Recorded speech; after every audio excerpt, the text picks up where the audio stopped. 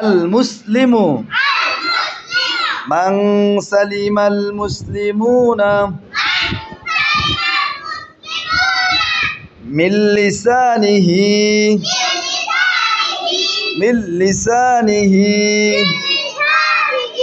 ওয়ায়াদিহি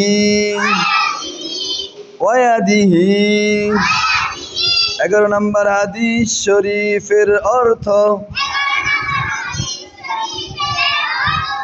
খাঁটি মুসলমান ওই ব্যক্তি, খাঁটি মুসলমান ওই ব্যক্তি, খাঁটি মুসলমান ওই ব্যক্তি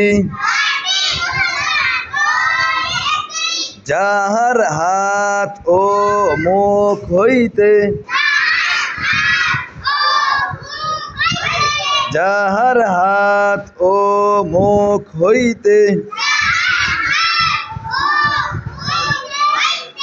অপর মুসলমান নিরাপদ থাকে, অপর মুসলমান নিরাপদ থাকে।